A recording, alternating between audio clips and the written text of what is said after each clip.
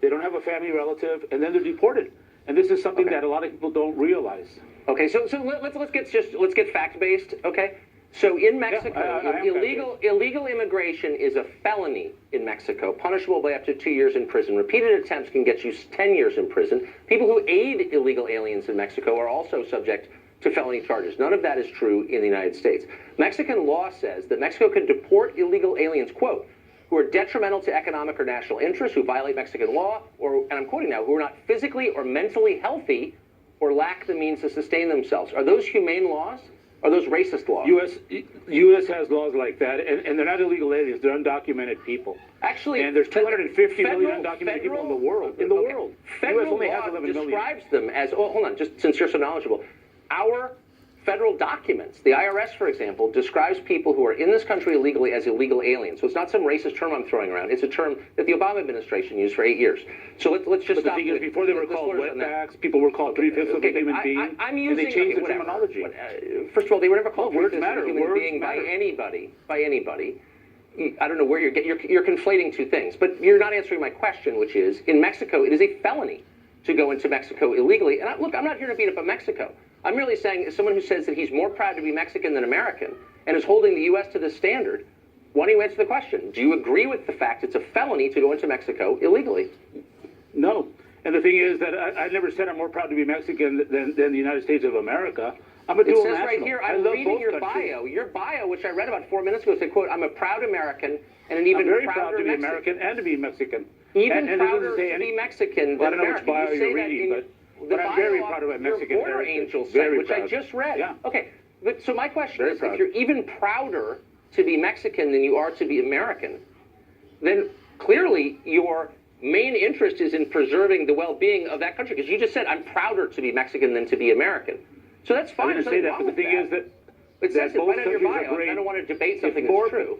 I think I know the way I feel and what I say. I know. I don't know what you say. You know. Okay. Well, and I'm telling you, I love both countries.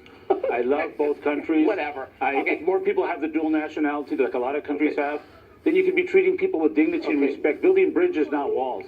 11,000 deaths. Nobody is against because of the wall. Nobody is against treating people with dignity, and I'm not. Well, Donald Trump apparently is. Look at the way he's talked about women, his assaults on women, I'm asking you his attacks on Muslims. I'm asking you adult questions. I'm telling you facts. And I'm telling you facts. Okay, then answer this question. What is morally the problem with the country controlling who comes across its borders? It seems to me that's a prerequisite for being a country. You're not a country unless you have control of your borders. So why exactly is a wall immoral? You may say it's hard to build a wall, impossible to build. That's fine. But as a theoretical matter, why is it wrong to control who comes into your country? Because a lot of the people that are coming into the country, and as you know, Mexican undocumented migration has dropped 40%. Mexicans are no longer the largest group. It's Central America, but it does have to do, I'm aware of that. because the U.S. policy is what drives a lot of these people out. The intervention in Central America, the demand by the drugs by the American public, the intervention in the Middle East by President Bush, those things cause people to leave. There's a consequence to those actions. So you're saying... So you can't just... You can't, if you're going to get involved in other people's policies, you got to pay the price. Okay, so you're saying... And that price might be that they drive people out. So because the American government, and I think it's important because you're representing a lot of people when you say this, a lot of people have your views, but they never fully articulate them, and you now are articulating them, and I think it's helpful to know what you think. You're saying because the U.S. government has behaved in the immoral ways you just listed, and because its citizens take drugs, that it has no right to control its borders? Is that what you're saying? That appears to be what you're saying. No, I'm saying that has a great deal to do why people are leaving these countries. The countries they're leaving, whether it's Mexico or else, they should do more to keep the people there as well. But right now, you invited me to talk about Trump's policies. No, and they are predicated on the idea, a very simple idea. We can debate about how you get there, but the idea is really clear. You have a right as a country to control who comes into your country. And you're saying, no, you don't, because America is immoral, and because it's people... does a country have a right to control who comes in or out? Mexico apparently does. Does America? And you see, does it? Yeah, the United States of America does as well. But you still do it in a humane manner. There's no line for these people that come into the country. So when they say, oh, they should get a line, there is no line. They don't qualify for a visa. I'm sorry, someone who works on this for a living, you don't seem to have thought this through very much.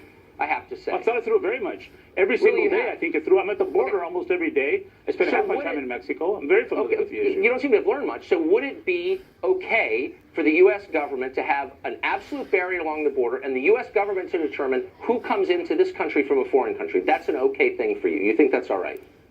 Only if the U.S. were to stay out of other countries' business, which it doesn't. It consumes more Oh, drugs so- than any other so country. It gets involved in policies of other countries and civil I hope wars. people are listening to you because I think you speak for many yeah, on the the left. majority of the people actually, 67% of the U.S. public supports humane immigration policies. I definitely right agree with now. what you just said. Right now. All right. Enrique, thanks a lot look at the for- Pew for Institute. coming Look at on. the facts. Okay. There's facts. Thanks for telling and us what there's you facts. think. It was really interesting. Thanks. Yeah, the majority.